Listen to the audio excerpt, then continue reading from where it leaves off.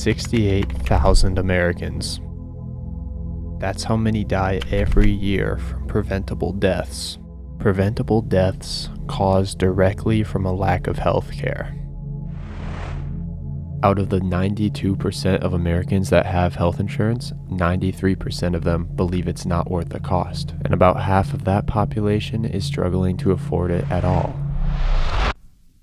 Yet, in 2023, the US government was spending per capita $13,452 on health expenditures, over double the amount large nations like the UK or Canada spend. And these other countries, along with 69% of the rest of the world, grant free universal health care.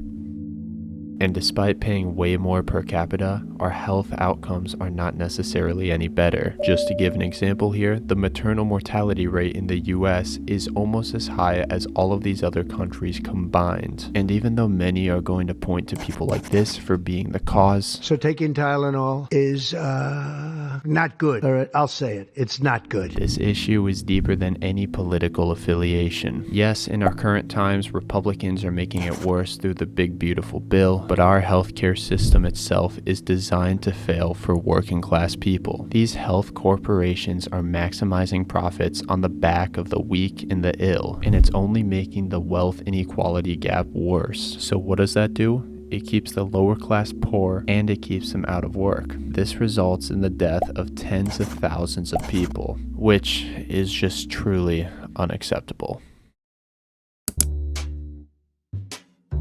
So to begin tackling this issue and finding solutions for it, I'm going to lead with prescription drugs, a major component of medical debt here in the US. Let me name 3 pharmaceutical companies and let's see if you know them. We got Pfizer, Johnson & Johnson, and AbbVie. Bernie Sanders, US Senator for Vermont and a member of the Senate Finance and Budget Committees, reported in 2021 that these 3 companies have increased their profit margin to over 90%, totaling $54 billion.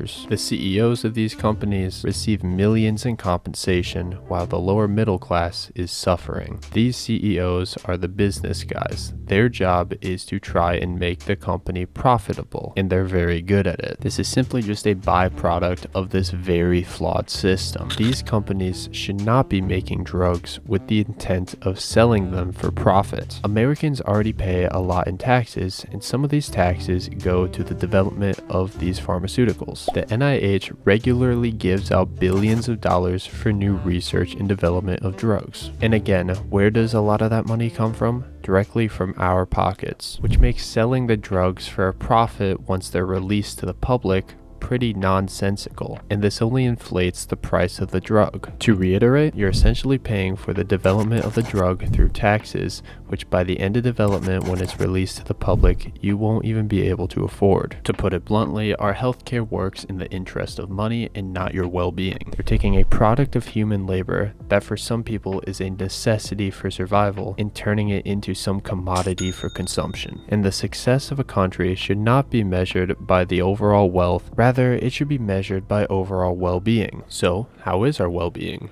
Well, partially, I would say it depends. I'm going to randomly place my little Street View character right in the center of America, and I'm zoomed out so I have no idea where I'm going to land. Now, as I expected, I landed somewhere very rural. Welcome to Dorrance, Kansas. It looks a little empty, which, you know, we are in rural America, but as long as people have access to care to live long, healthy lives, that's all that really matters.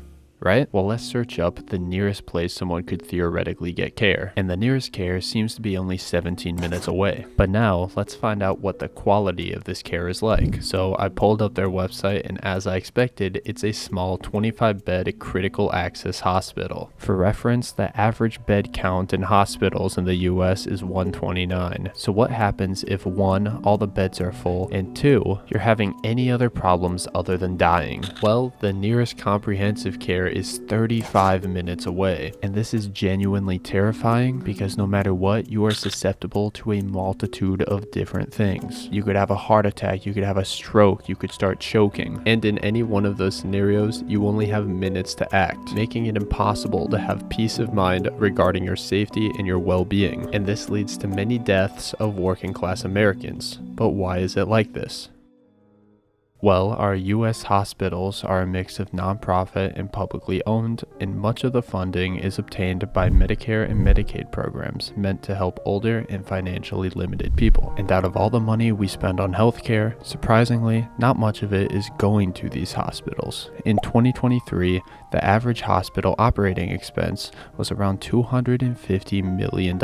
Now, combined underpayments from Medicare and Medicaid to hospitals were nearly $130 billion in 2022. So by doing some math, that means only 520 hospitals out of approximately 6,000 total hospitals in the US are getting the adequate funding they need to operate. And of course, there are a couple other sources of income for these hospitals, but I'm highlighting Medicare and Medicaid because our current Trump administration is cutting funding to these programs through their One Big Beautiful Bill. The Yale Budget Lab estimates that it will kill over 10 years, 100,000 people. That is 2,000 days of death like we've seen in Texas this weekend. So not only are they not expanding coverage of healthcare and access to healthcare around the country, but they're actively making it worse and getting rid of these hospitals we desperately need. This chart from the Commonwealth Fund shows excess U.S. health expenses in 2023. The U.S. pays approximately 15% more in administrative cost of insurance and administrative activities. And whilst that is happening, the average employee household income decreased by 8.9% in the last 20 years. And instead of all of this money going to the patients or the doctors, more and more people are getting paid to handle the mess of this healthcare system. And of course, administrative staff is not always bad. A lot of work people do in these positions helps with quality improvement and patient safety. But staff who work, for example, to process claims, I don't believe are necessary to fuel any healthcare mission. And there are two better alternatives here that I believe in. One, without needing to pay these staff members, we can better streamline money directly to the doctors and patients who need it to get proper care. And my second alternative comes from realizing many people would lose their jobs in this scenario. Instead of outright dropping these workers from the payroll, we can provide them with new opportunities to expand healthcare coverage or maximize the efficiency in which patients receive their care. Now, I'm not a healthcare worker, so I don't know exactly what these jobs would entail, but I do know that there are a lot of lost lives due to the current complexity of health insurance and the inefficiency that this system and its staff operates with. And if it were up to me, I would try to move the system towards something that was a little more simpler and a little easier to streamline funds to and from. And at this point, you might be able to guess that I'm talking about free healthcare. Whoa, that's terrifying. Why are people so afraid of free healthcare? Well, they're not. According to a Gallup poll in 2023, 57% say the government should ensure health coverage for all. The people opposing this might be in favor of the freedom to choose your own health plan, but most likely they're being influenced by lobbyists who try to persuade legislators and control the media to ensure their company continues profiting under this corrupt system. In terms of feeling like you need to have the freedom to choose your own path, aka insurance, well, how freeing does it feel being sick all the time, not having the freedom to do what you want with your life because you're burdened by an excessive amount of medical debt and you're worried about if your doctor is even still in your network. This is something every normal US citizen has to face unless you're in the top 1%, but 99% of people aren't. In terms of dealing with lobbyists, that's a little harder. The money simply needs to be out of healthcare, hence why free healthcare is such a good option to explore. Access to healthcare is basic to human dignity and should be a fundamental right to all, no matter what. And side note, for all of you money go-getters, our economy does worse the more people that are sick. $260 billion in lost productivity. I hope this sinks in.